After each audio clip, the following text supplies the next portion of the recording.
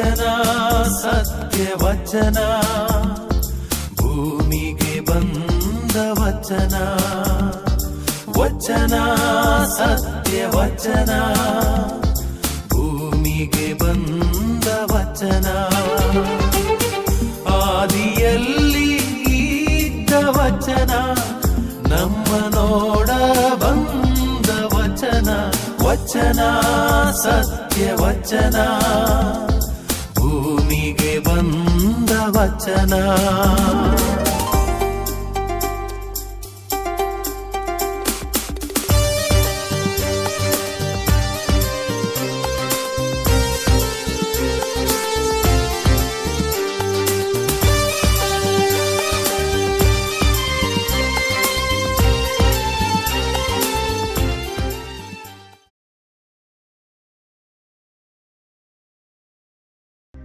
ಪ್ರಿಯರೇ, ವಚನಾಮೃತ ಕಾರ್ಯಕ್ರಮಕ್ಕೆ ನಿಮಗೆಲ್ಲರೂ ಕೂಡ ಸ್ವಾಗತ.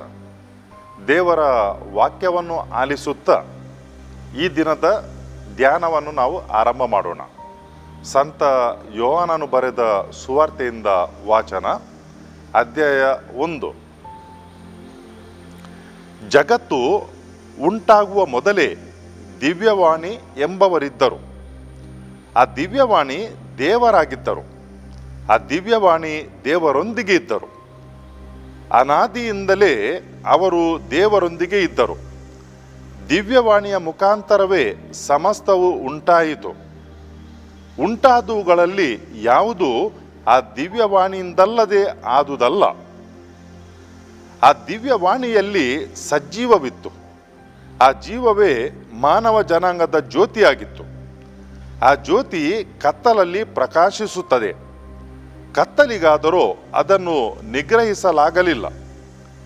ದೇವರು ಒಬ್ಬ ವ್ಯಕ್ತಿಯನ್ನು ಕಳುಹಿಸಿದರು. ಆತನ ಹೆಸರು ಯೋಹಾನ. ಈತನು ಸಾಕ್ಷಿ ಕೊಡಲು ಬಂದನು. ತನ್ನ ಮುಖಾಂತರ ಸರ್ವರು ವಿಶ್ವಾಸಿಸುವಂತೆ ಆ ದಿವ್ಯ ಜ್ಯೋತಿಯನ್ನು ಕುರಿತು ಸಾಕ್ಷಿ ನೀಡಿದನು. ಈತನೇ ಜ್ಯೋತಿಯಾಗಿರಲಿಲ್ಲ, ಆ ಜ್ಯೋತಿಯನ್ನು ಕುರಿತು ಸಾಕ್ಷಿ ನೀಡಲೆಂದೇ ಬಂದವನು. ನಿಜವಾದ ಜ್ಯೋತಿ ಆ ದಿವ್ಯವಾಣಿಯೇ. ಮಾನವರೆಲ್ಲರನ್ನು ಬೆಳಗಿಸಲು ಲೋಕಕ್ಕೆ ಆಗಮಿಸಲಿದ್ದ ಜಗಜ್ಯೋತಿ ಅವರೇ. ಕ್ರಿಸ್ತರ ಶುಭ ಸಂದೇಶವಿದು. ಕ್ರಿಸ್ತರೇ ನಿಮಗೆ ಸ್ತುತಿಯಾಗಲಿ. ಪ್ರಿಯರೇ, ನಾವು ಈಗ ತಾನೇ ಸುವಾರ್ತೆಯ ವಾಚನವನ್ನು ಆಲಿಸಿಕೊಂಡೆವು. ಈ ಸುವಾರ್ತೆಯಲ್ಲಿ ಯೋಹಾನನು ಸುವಾರ್ತೆಗಾರನು ನಮಗೆ ಯೇಸು ಸ್ವಾಮಿಯ ಅಸ್ತಿತ್ವದ ಬಗ್ಗೆ ತಿಳಿಸುತ್ತಾರೆ. ಯೇಸು ಸ್ವಾಮಿ ದೇವರ ಕುಮಾರ. ಆದ್ದರಿಂದ ಯಾವ ರೀತಿ ದೇವರಿಗೆ ಆರಂಭ ಮತ್ತೆ ಕೊನೆ ಎಂಬುದು ಇಲ್ಲವೋ ಅದೇ ರೀತಿ ಯೇಸು ಸ್ವಾಮಿ ಕೂಡ ದೇವರೊಂದಿಗೆ ಇದ್ದಾರೆ. ಯಾಕಂತ ಹೇಳಿದರೆ ಯೇಸು ಸ್ವಾಮಿ ಸ್ವತಃ ಈ ಭೂಲೋಕಕ್ಕೆ ಬಂದಾಗ ದೇವರ ಪರಿಚಯವನ್ನು, ಅಸ್ತಿತ್ವವನ್ನು ನಮಗೆ ಮಾಡಿಕೊಟ್ಟರು. ದೇವರು ಒಬ್ಬರು. ಆ ಏಕ ದೇವರಲ್ಲಿ 3 ಮಂದಿ ಇದ್ದಾರೆ. ದೇವಪಿತ, ದೇವಪುತ್ರ ಮತ್ತು ಪವಿತ್ರಾತ್ಮ. ಹೀಗೆ ಈ 3 ವ್ಯಕ್ತಿಗಳು, ದೇವಪಿತ, ದೇವಸುತ ಮತ್ತು ಪವಿತ್ರಾತ್ಮ, ಅವರು ಆದಿಯಿಂದಲೇ ನಾವು ಊಹಿಸಿದಕ್ಕಿಂತಲೂ ಮುಂಚೆನೆ ಅವರು ಇದ್ದರು, ಈಗಲೂ ಇದ್ದಾರೆ, ಇನ್ನು ಮುಂದಕ್ಕೆ ಕೂಡ ಇರುತ್ತಾರೆ. ಅವರಿಗೆ ಭೂತಕಾಲ ಮತ್ತು ಭವಿಷ್ಯತ್ ಕಾಲ ಎಂಬುದಿಲ್ಲ. ಅವರು ಸದಾ ವರ್ತಮಾನ ಕಾಲ. ದೇವರು ಮೋಶೆಯನ್ನು ಫರೋಹ ಅರಸನ ಬಳಿಗೆ ಕಳಿಸುವಾಗ ಮೋಶೆ ದೇವರ ಹತ್ರ ಕೇಳ್ತಾರೆ. ಫರೋಹ ಅರಸನು ನಿನ್ನನ್ನು ಯಾರು ಕಳಿಸಿದಾರಪ್ಪ ಅಂತ ಕೇಳಿದರೆ ನಾನು ಏನಂತ ಹೇಳಲಿ? ದೇವರು ಕಳಿಸಿದ್ದಾನಂತ ಹೇಳ್ಬೋದು. ಆದರೆ ನಿನ್ನ ದೇವರ ಹೆಸರು ಏನಂತ ಕೇಳಿದರೆ ನಾನೇನು ಉತ್ತರ ಕೊಡಲಿ ಅಂತ ಹೇಳಿಕೊಂಡು, ಆಗ ದೇವರು ಹೇಳ್ತಾರೆ, ಇರುವವನಾಗಿ ಇರುವಾತ ಕಳಿಸಿದ್ದಾನೆ ಅಂತ ಹೇಳು. ಇರುವವನಾಗಿ ಇರುವಾತ ಅಂತ ಹೇಳಿದರೆ ದೇವರು. ಅವರಿಗೆ ಭೂತಕಾಲ ಎಂಬುದಿಲ್ಲ, ಭವಿಷ್ಯತ್ ಕಾಲ ಇಲ್ಲ, ಅವರು ಸದಾ ಇರುತ್ತಾರೆ. ಈ ಸುವಾರ್ತೆಯ ವಾಚನದಲ್ಲಿ ನಾವು ಇದನ್ನೇ ನೋಡುತ್ತೇವೆ. ದೇವರ ವಾಣಿ, ದಿವ್ಯವಾಣಿ ಈ ಪ್ರಪಂಚ ಉಂಟಾಗುವುದಕ್ಕಿಂತ ಮುಂಚೆನೇ ದೇವರಲ್ಲಿ ಇತ್ತು. ಯಾರು ಈ ದಿವ್ಯವಾಣಿ? ಈ ದಿವ್ಯವಾಣಿ ಯೇಸು ಸ್ವಾಮಿ ಆಗಿದ್ದಾರೆ. ಈ ದಿವ್ಯವಾಣಿ ದೇವರ ವಾಕ್ಯವಾಗಿದ್ದಾರೆ, ಯೇಸು ಸ್ವಾಮಿ ಆಗಿದ್ದಾರೆ. ಈ ದಿವ್ಯವಾಣಿ ದೇವರ ವಾಕ್ಯ, ಅವರು ಮನುಷ್ಯರಾಗಿ ಈ ಭೂಲೋಕಕ್ಕೆ ಬಂದರು. ಈ ಪ್ರಪಂಚವನ್ನು ಆರಂಭ ಮಾಡುವುದಕ್ಕಿಂತ ಮುಂಚೆನೆ ಅವರು ಇದ್ದರು. ನಾವು ನೋಡ್ತೇವೆ ಆದಿಕಾಂಡದಲ್ಲಿ ದೇವರು ಹೇಳ್ತಾರೆ, ಕತ್ತಲು ಮತ್ತು ಬೆಳಕು ಬೇರೆ ಬೇರೆಯಾಗಲಿ ಅಂತ ಹೇಳಿಕೊಂಡು. ದೇವರು ಏನನ್ನು ಹೇಳ್ತಾರೆ ಅದೇ ಪ್ರಕಾರ ಆಗ್ತದೆ. ದೇವರು ಹೇಳ್ತಾರೆ ಆಕಾಶ ಮತ್ತು ಭೂಮಿ ಬೇರ್ಪಡಲಿ ಅಂತ ಹೇಳಿಕೊಂಡು, ಅದೇ ಪ್ರಕಾರ ಆಕಾಶ ಮತ್ತು ಭೂಮಿ ಬೇರ್ಪಡಾಗ್ತದೆ. ಒಂದು ಶಬ್ದವನ್ನು ನುಡಿಯುತ್ತಾರೆ ದೇವರು, ಆ ಪ್ರಕಾರ ಅದು ಜಾರಿಗೆ ಬರುತ್ತದೆ. ಪ್ರಿಯರೇ, ಯಾವ ವಾಣಿಯ ಮುಖಾಂತರ ದೇವರು ಈ ಪ್ರಪಂಚವನ್ನು ಸೃಷ್ಟಿಸಿದರೋ ಆ ವಾಣಿ ಮನುಷ್ಯರಾಗಿ ಈ ಭೂಲೋಕಕ್ಕೆ ಬಂದರು. ಅವರಾಗಿದ್ದಾರೆ ಯೇಸು ಸ್ವಾಮಿ. ದೇವರು ಪ್ರವಾದಿಗಳ ಮುಖಾಂತರ ಮಾತನಾಡಿದ್ದರು. ಹಳೆ ಒಡಂಬಡಿಕೆಯಲ್ಲಿ ದೇವರು ನ್ಯಾಯಾಧೀಶರ ಮುಖಾಂತರ ಮಾತನಾಡಿದ್ದರು. ಆದರೆ ಯಾವಾಗ ಸಮಯ ಪಕ್ವವಾಯಿತು, ಆಗ ದೇವರು ಏನ್ ಮಾಡ್ತಾರಂತ ಹೇಳಿದ್ರೆ, ಯಾರ್ಯಾರ ಮುಖಾಂತರ ಮಾತನಾಡುವುದಿಲ್ಲ, ಬದಲಾಗಿ ತನ್ನ ಸ್ವಂತ ಮಗನನ್ನೇ ಈ ಪ್ರಪಂಚಕ್ಕೆ ಕಳುಹಿಸ್ತಾರೆ. ಅವರಾಗಿದ್ದಾರೆ ದಿವ್ಯವಾಣಿ, ದೇವರ ವಾಣಿ. ಇವರ ಬಗ್ಗೆ ಈ ವಾಚನ ಏನ್ ಹೇಳ್ತದೆ ಅಂತ ಹೇಳಿದ್ರೆ,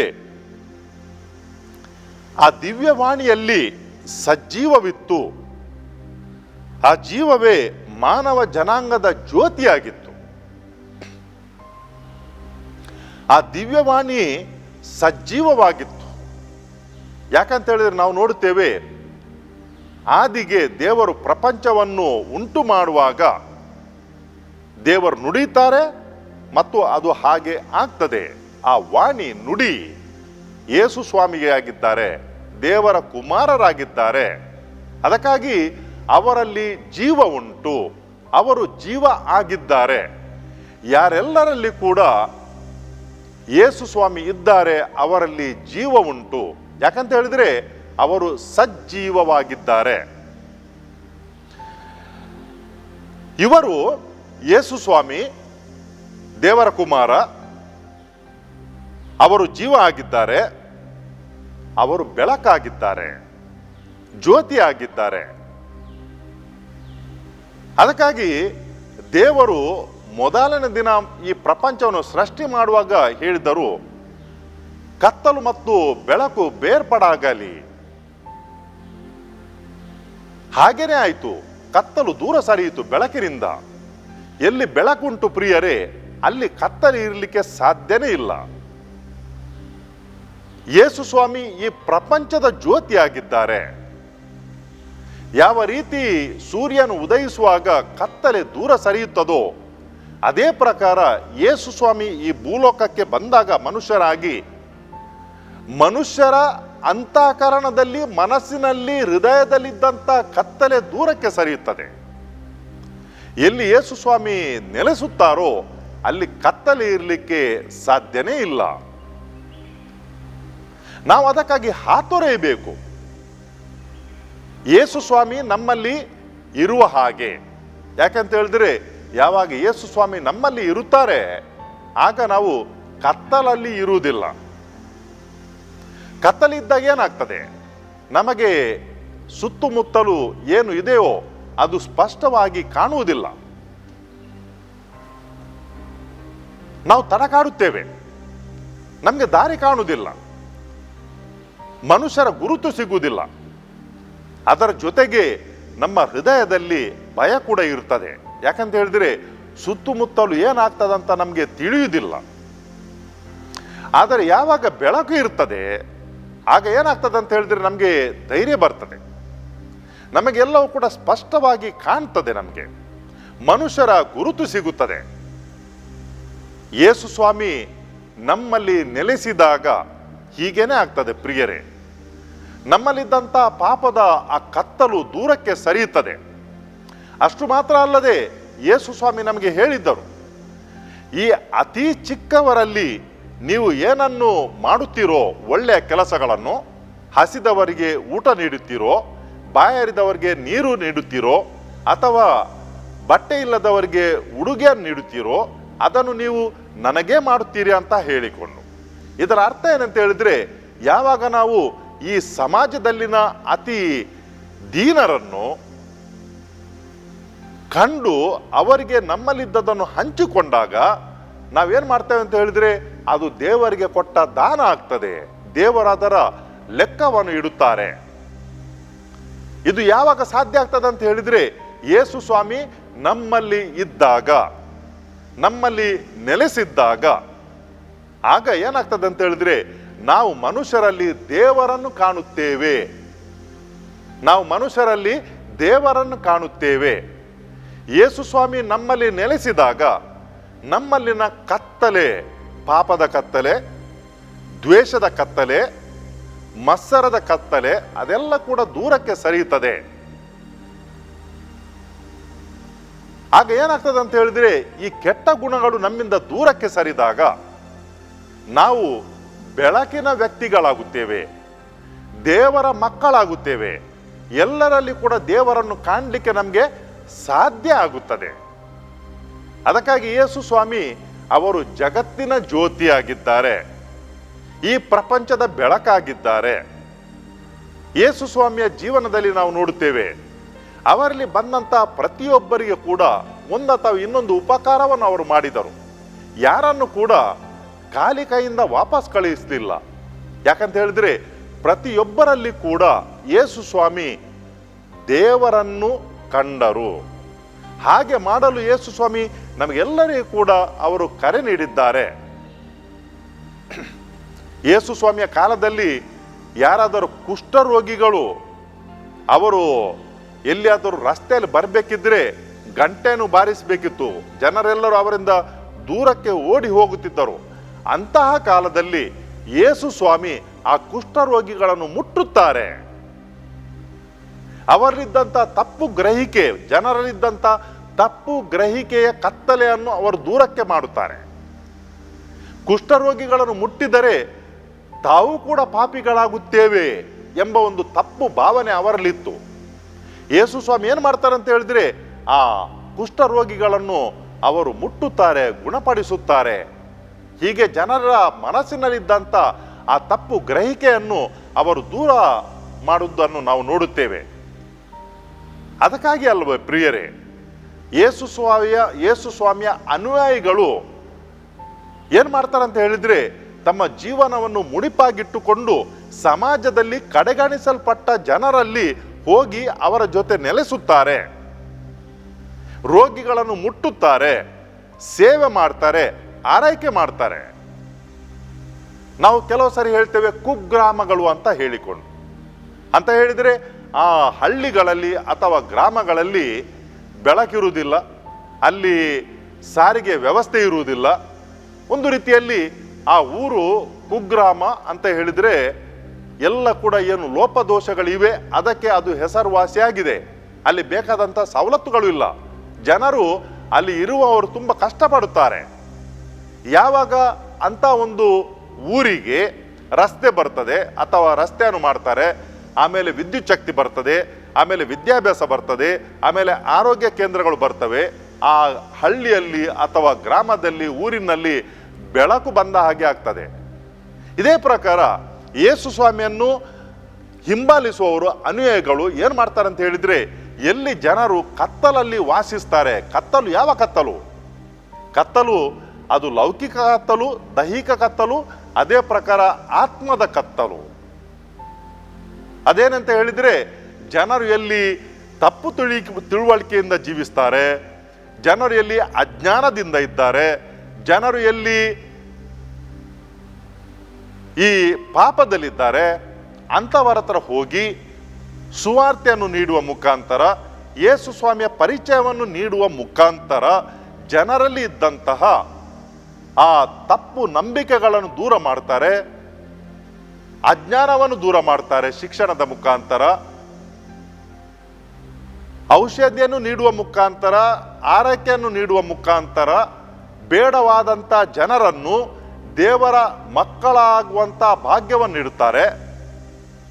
ಪ್ರಿಯರೇ, ಇದು ಬೆಳಕು. ಯೇಸು ಸ್ವಾಮಿ ಬೆಳಕಾಗಿದ್ದಾರೆ ಈ ಪ್ರಪಂಚದಲ್ಲಿ. ಅವರನ್ನು ಯಾರು ಪರಿಚಯ ಮಾಡ್ತಾರೆ ಅವರೆಲ್ಲರೂ ಕೂಡ ಬೆಳಕಿಗೆ ಬರ್ತಾರೆ. ಯಾವ ರೀತಿ ನಾವು ಕತ್ತಲಿನ ಸಮಯದಲ್ಲಿ ಈ ಬತ್ತಿಯನ್ನು ಉರಿದಾಗ, ಕತ್ತಲು ಇದ್ದಂಥ ಸಮಯದಲ್ಲಿ ಬೆಳಕನ್ನು ಹಚ್ಚಿದಾಗ ಕ್ರಿಮಿಕೀಟಗಳು ಓಡಿ ಬರ್ತವೆ.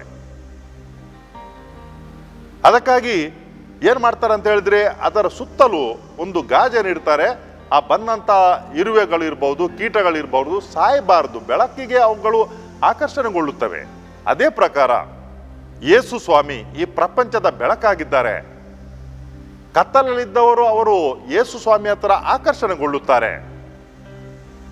ಉರಿಯುತ್ತಿರುವ ಬೆಂಕಿ ಸುಡುತ್ತದೆ, ಆದರೆ ಯೇಸು ಸ್ವಾಮಿ ಬೆಳಕು, ಅವರು ಸುಡುವುದಿಲ್ಲ, ಬದಲಾಗಿ ಜೀವವನ್ನು ನೀಡ್ತಾರೆ. ನಾವೊಂದು ಹೊತ್ತು ಯೋಚನೆ ಮಾಡಿ ನೋಡುವ. ನಿರಂತರವಾಗಿ ಸೂರ್ಯನು ಇಲ್ಲದೇ ಇದ್ದರೆ ಏನಾಗ್ತದೆ? ಒಂದು ತಿಂಗಳು ಇಲ್ಲ ಅಂತ ಯೋಚನೆ ಮಾಡುವ. ನಾವು ಖಂಡಿತವಾಗಿ ಬದುಕಲಿಕ್ಕೆ ಸಾಧ್ಯ? ಅಸಾಧ್ಯ. ಯಾಕಂತ ಹೇಳಿದ್ರೆ ಈ ಸಸ್ಯ ರಾಶಿ, ಅದೇ ಪ್ರಕಾರ ನಾವು ಮನುಷ್ಯರು ಬದುಕಬೇಕಿದ್ರೆ ನಮಗೆ ಸೂರ್ಯನ ಬೆಳಕು ಅತಿ ಅಗತ್ಯ. ಅದೇ ಪ್ರಕಾರ ನಾವು ಆಧ್ಯಾತ್ಮಿಕ ಜೀವನದಲ್ಲಿ, ಆತ್ಮ ಜೀವನದಲ್ಲಿ ಬದುಕಬೇಕಿದ್ರೆ ಈ ಆತ್ಮದ ಸೂರ್ಯ ಬೆಳಕಾಗಿರುವಂಥ ಯೇಸು ಸ್ವಾಮಿ ನಮಗೆ ಅಷ್ಟೇ ಮುಖ್ಯವಾಗಿದ್ದಾರೆ. ನಮಗೆ ಯೇಸು ಸ್ವಾಮಿಯ ಬೆಳಕು ಬೇಕೇ ಬೇಕು. ಅವರಿಲ್ಲದೆ ನಮಗೆ ಜೀವಿಸಲಿಕ್ಕೆ ಅಸಾಧ್ಯ. ಧನ್ಯರು ಯಾರೆಲ್ಲರೂ ಕೂಡ ಯೇಸು ಸ್ವಾಮಿಯ ಬೆಳಕಿನಲ್ಲಿ ಜೀವಿಸ್ತಾರೆ. ಅವರು ಯೇಸು ಸ್ವಾಮಿಯ ನುಡಿಯನ್ನು ತಮ್ಮ ಜೀವನದಲ್ಲಿ ಸ್ವೀಕಾರ ಮಾಡಿಕೊಂಡು ಆ ಪ್ರಕಾರ ನಡೆಯುತ್ತಾರೆ. ಧನ್ಯರು, ಭಾಗ್ಯವಂತರು ಅವರು. ಯಾಕೆಂತ ಹೇಳಿದ್ರೆ ಅವರು ತಪ್ಪು ದಾರಿಯಲ್ಲಿ ನಡೆಯುವುದಿಲ್ಲ, ಅವರು ಕತ್ತಲಲ್ಲಿ ಇರುವುದಿಲ್ಲ, ಬದಲಾಗಿ ಅವರು ದೇವರ ಬೆಳಕಿನಲ್ಲಿ ಅವರು ಪ್ರಜ್ವಲಿಸುತ್ತಾರೆ. ಪ್ರಿಯರೇ, ಯೇಸು ಸ್ವಾಮಿಯ ಪರಿಚಯ ನಮಗೆ ಆಗಿದ್ದರೆ ನಾವು ದೇವರಿಗೆ ಕೃತಜ್ಞತೆಯನ್ನು ಸಲ್ಲಿಸೋಣ.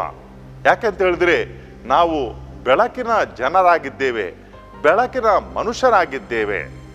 ಒಂದು ವೇಳೆ ಯೇಸು ಸ್ವಾಮಿಯ ಪರಿಚಯ ನಮಗೆ ಆಗಿಲ್ಲದಿದ್ದರೆ ನಾವು ಯೇಸು ಸ್ವಾಮಿಯನ್ನು ನಮ್ಮ ವಿಮೋಚಕರಾಗಿ ನಾವು ಸ್ವೀಕಾರ ಮಾಡೋಣ. ಯಾರೆಲ್ಲರೂ ಕೂಡ ಯೇಸು ಸ್ವಾಮಿಯಲ್ಲಿ ಬಂದಿದ್ದಾರೆ ಅವರು ಎಂದಿಗೂ ಕೂಡ ನಿರಾಶರಾಗುವುದಿಲ್ಲ. ಅವರ ಜೀವನದಲ್ಲಿ ಆಶಾದಾಯಕರಾಗಿರ್ತಾರೆ. ಅವರ ಜೀವನದಲ್ಲಿ ಕತ್ತಲಲ್ಲಿ ಅವರು ಇರುವುದಿಲ್ಲ. ಯಾಕಂತ ಹೇಳಿದ್ರೆ ಯೇಸು ಸ್ವಾಮಿ ಈ ಭೂಲೋಕಕ್ಕೆ ಬಂದದ್ದೇ ಬೆಳಕನ್ನು ನೀಡಲಿಕ್ಕೆ, ಜೀವವನ್ನು ನೀಡಲಿಕ್ಕೆ. ಎಷ್ಟೋ ಜನರು ಕಷ್ಟದಲ್ಲಿದ್ದವರು, ಕಾಯಿಲೆಯಲ್ಲಿದ್ದವರು, ಸತ್ತೇವೆ ಅಂತ ಯೋಚನೆ ಮಾಡಿದವರು ಯೇಸು ಸ್ವಾಮಿ ಮುಟ್ಟಿದಾಗ ಗುಣಮುಖರಾಗಿ ಅವರು ಮರುಜೀವವನ್ನು ಪಡೆದರು. ಸತ್ತವರನ್ನು ಕೂಡ ಎಬ್ಬಿಸಿದರು. ಅಂತ ಒಂದು ದಿವ್ಯವಾಣಿ ಯೇಸು ಸ್ವಾಮಿ ಭೂಲೋಕಕ್ಕೆ ಬಂದಾಗ ಆದಂಥ ಪವಾಡಗಳು. ಅವರಾಗಿದ್ದಾರೆ ಈ ಪ್ರಪಂಚದ ಬೆಳಕು ಮತ್ತೆ ಜೀವ. ಆ ಜೀವ ನಮಗೆಲ್ಲರಿಗೂ ಕೂಡ ಸಿಗಲಿ ಅಂತ ಈ ಸಮಯದಲ್ಲಿ ನಾವು ಪ್ರಾರ್ಥಿಸುವ.